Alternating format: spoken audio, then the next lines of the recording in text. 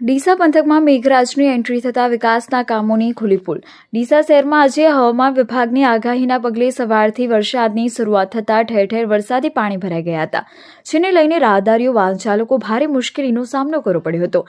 ત્યારે Deesa Reliance petrol pump સામેથી વડલી farm જવાના રસ્તા પર વર્ષોથી નવીન રોડ બનાવવાની માંગ સ્થાનિકો દ્વારા કરવામાં આવી રહી હતી, જેના પગલે નવીન રોડ બનાવવાની કામગીરી હાથ ધરવામાં આવી હતી, પરંતુ વડલી ફાર્મ જવાનો રસ્તો 2 મહિના પહેલા ખોદી રોડની કામગીરી ચાલુ કરવામાં આવી હતી, પરંતુ કોન્ટ્રાક્ટર દ્વારા ખોદકામ કરી આશરે 2 મહિનાની ખોદકામની કામગીરી અધૂરી છોડી દેવામાં આવી છે, જેને પગલે આજે પડેલા વરસાદને કારણે રસ્તા પર વરસાદી પાણી ભરાતા સ્થાનિકો અને રાહદારીઓ વાહન ચાલકો ભારે મુશ્કેલીમાં મુકાયા હતા।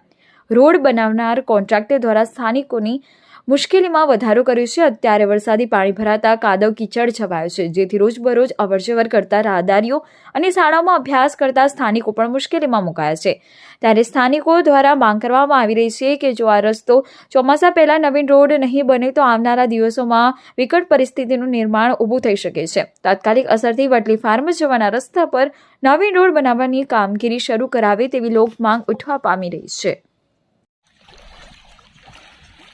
જય માતાજી મિત્રો, આ અમારું ગામ છે વડલી ફાર્મ, ડીસાથી માત્ર થોડાક કિલોમીટરના અંતરે આવેલું છે।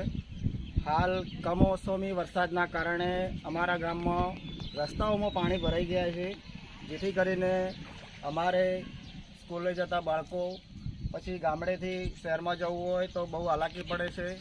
અત્યારે તમે જોઈ રહ્યા છો કે પાણી મારા ઘૂંટણસમાં પાણી ભરાઈ ગયા છે અને એટલી બધી તકલીફ પડે છે।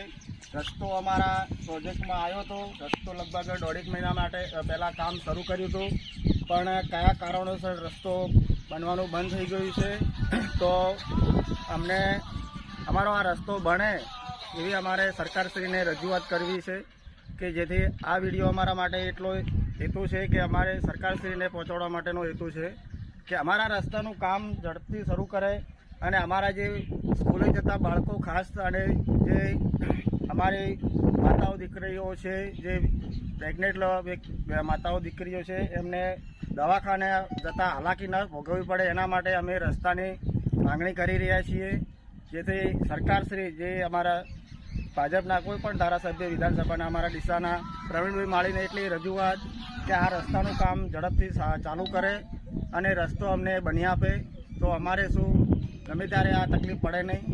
અમે બહુ જ હેરાન પરેશાન થઈ રહ્યા છે। તમે જોઈ રહ્યા છો કે સામે એક બાઇક આવી રહ્યું છે, એ બાઇક પણ એ ફેમિલી સાથે બાઇક આવી રહી છે, છતાં એમને બહુ જ તકલીફ પડી રહી છે। હાલ તમે જોઈ રહ્યા છો આ બાઇકમાં જો ફેમિલી છે સાથે બહુ જ હાલાકી પડી રહી છે, કપડાની પણ એમને બહુ તકલીફ પડી રહી છે, તમે જોઈ રહ્યો બહુ। એટલે અમે સરકારશ્રીને એટલું જ રજૂઆત કરવા માગીએ છીએ કે આ રસ્તાનું ઝડપથી કામ થાય એ જ મારી પ્રવીણભાઈ માળી સાહેબને નમ્ર વિનંતી છે।